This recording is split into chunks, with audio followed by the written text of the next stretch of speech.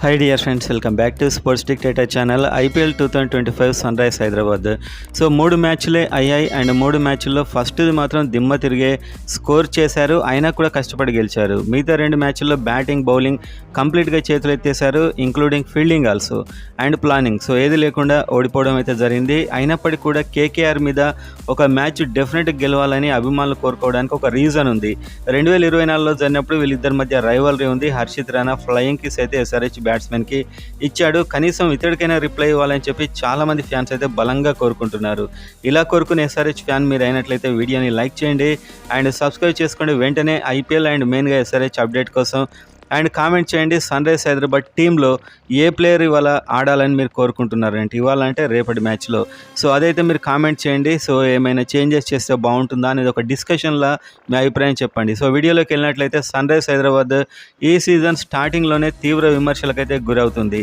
ఏంటంటే ఒకటి తుఫాన్ బ్యాటింగ్. సో అవుట్ అయినా ఉన్నా ఏదైనా కూడా హిట్టింగ్ చేస్తూనే పోతాం, అది ఎంత స్కోర్ అయినా కూడా అనే ఒక కాన్సెప్ట్ ఎస్ఆర్హెచ్ది.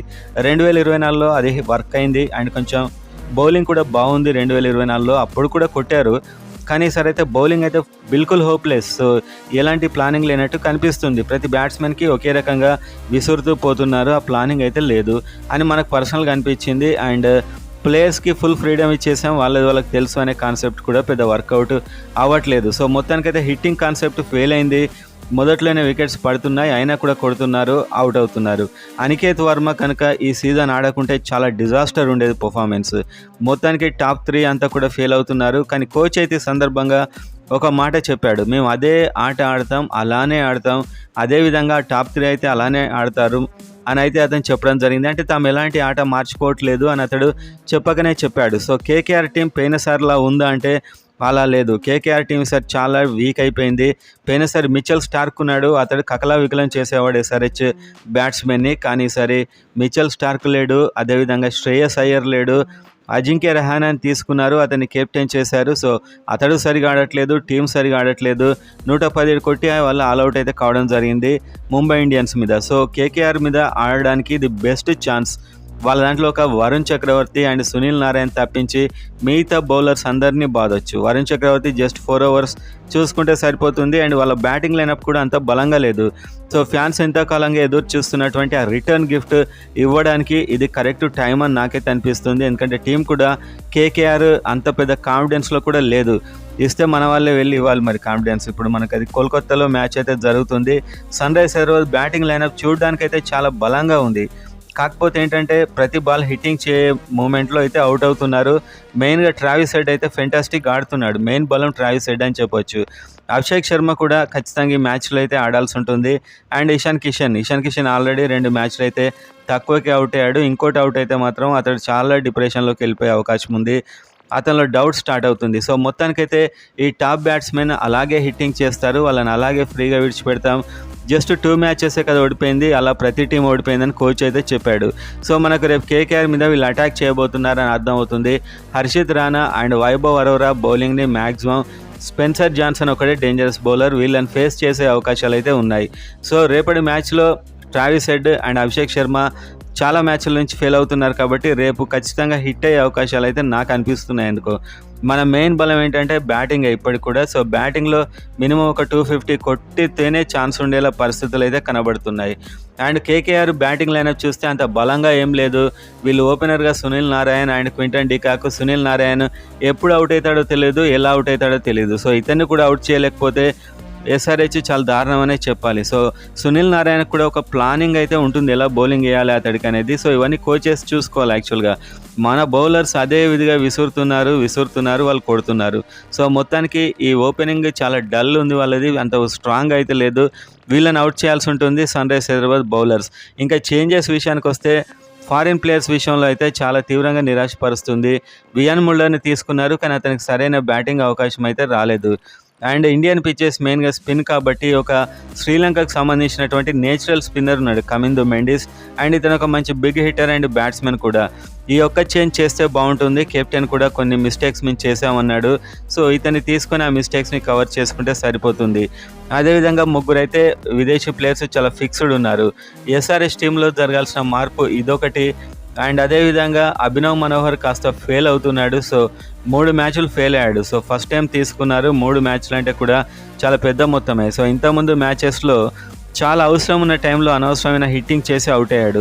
అభినవ్ మనోహర్ అంటే హిట్టింగ్ ఒకటే కాదు, చూసుకొని ఆడే కెపాసిటీ ఉన్న ప్లేయర్ అని మన గట్టి నమ్మకం. కానీ అతడు ఆ టైంలో హిట్టింగ్ చేసి అనికేత్ వర్మ మంచి ఫామ్లో ఉన్నప్పుడు కూడా ఇతను అవుట్ అయ్యాడు. సో ఇతని ప్లేస్లో అథర్వ టైడే లాంటి మంచి ప్లేయర్, అథర్వ టైడే కూడా చూసుకొని ఆడగలడు, హిట్టింగ్ చేయగలడు అండ్ ఒక లెఫ్ట్ హ్యాండర్ కూడా, ఇలాంటి ప్లేయర్ని తీసుకుంటే బాగుంటుందని ఫ్యాన్స్ అయితే డిమాండ్ చేస్తున్నారు. అండ్ అదేవిధంగా సన్ రైజ్ హైదరాబాద్ బ్యాటింగ్లో నయా సెన్సేషన్ అనికేత్ వర్మ ఎలాగో ఉన్నాడు. ఇతడు Varun Chakravarthy and Sunil Narine bowling వస్తే స్పిన్నునైతే చాలా సూపర్గా బాదుతున్నాడు Aniket Varma. So fearless batting అని చెప్పొచ్చు.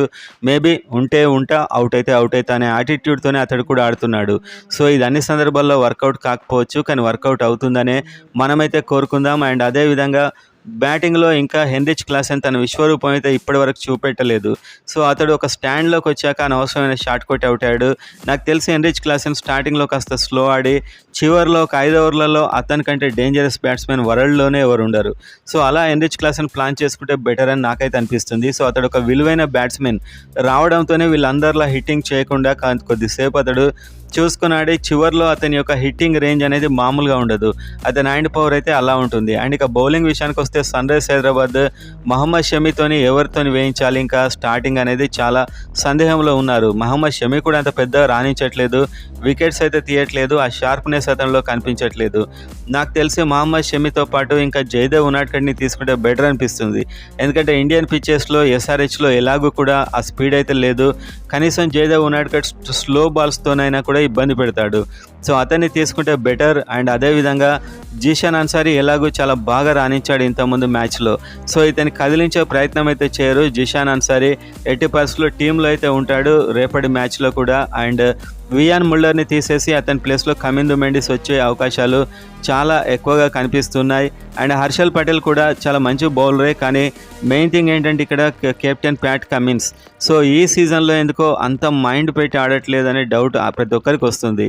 ఫీల్డ్ ప్లేస్మెంట్ అయినా, సో మ్యాచ్ గెలవాలనేటువంటి ఆ ఇంట్రెస్ట్ అయినా, ఆ మోటివేషన్ రగల్చడం అయినా కూడా ఎస్ఆర్హెచ్ క్యాంప్లో కాస్త తక్కువైందని అనిపిస్తుంది. సో ఎవరికి తోచిన విధంగా వాళ్ళు ఆడుతున్నట్టు అయితే ప్రజెంట్గా మనకు కనిపిస్తుంది. అండ్ కేకేఆర్ మీద ఎట్టి పరిస్థితుల్లో గెలవాల్సిన మ్యాచ్, ఎందుకంటే కేకేఆర్ ఇప్పటికి ఉన్న అన్ని టీంలో కల్లా కాస్త వీక్గా కనిపిస్తుంది. నిజం చెప్పాలంటే వాళ్ళ బ్యాట్స్మెన్ రింకు సింగ్ అయినా అండ్ ఆండ్రూ రసెల్ అయినా వీళ్ళు ఎవరు పెద్ద ఫామ్లో లేరు. రమన్దీప్ సింగ్ అయినా అండ్ అదేవిధంగా రఘువంశీ, సో పెద్ద స్ట్రాంగ్ బ్యాటింగ్ లైనప్ కూడా లేదు మీరు మిగతా టీమ్స్తో పోల్చినప్పుడు. ఓపెనింగ్ చాలా వీకే ఉంది, అజింక్య రహానే బాగా ఆడట్లేదు అండ్ రఘువంశీ పర్లేదు బాగానే ఆడుతున్నాడు. వెంకటేష్ అయ్యర్ అట్టర్ ఫ్లాప్ అయ్యాడు, 27 కోట్లు పెట్టారు అయినా కూడా. రమన్దీప్ సింగ్, ఆండ్రూ రసెల్ త్వరగా అవుట్ అవుతున్నాడు, స్పిన్ ప్రయోగిస్తే చాలు ఇతని మీద. ఇతనికి జీషాన్ అన్సారీ డెఫినెట్గా కరెక్ట్, ఇతన్ని అయితే అవుట్ చేసే కెపాసిటీ ఉన్న ప్లేయర్. అండ్ ఆ తర్వాత వచ్చే రమన్దీప్ సింగ్ అంత ఫామ్లో లేడు, రింకు అంత ఫామ్లో లేడు. అండ్ మొత్తానికైతే వాళ్ళ బ్యాటింగ్ లైనప్ అయితే చాలా వీక్గా కనిపిస్తుంది. సో వీళ్ళ బ్యాటింగ్ లైనప్ మీద కూడా ఎస్ఆర్హెచ్ బౌలర్స్ రాణించకుంటే మాత్రం ఇంకా మనం బౌలింగ్ గురించి మర్చిపోయి బ్యాటింగ్ మీద దృష్టి పెట్టుకుంటే చాలా బెటర్. సో బ్యాట్స్మెన్లో ఒకటే యాటిట్యూడ్, రేపు కూడా కేకేఆర్ మీద విరుచుకుపడి ఆడండి అనే కోచ్ చెప్పాడు. మేము అలానే ఆడతాము, మా ఆట తీరే అంత.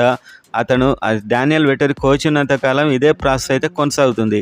సో దీన్ని మీరు సపోర్ట్ చేస్తారా లేదా అనేది అయితే కామెంట్ చేయండి. అండ్ ఒక రివెంజ్ అయితే తీర్చుకుంటే చాలా హ్యాపీగా ఫీల్ అవుతారు ఫ్యాన్స్ అయితే.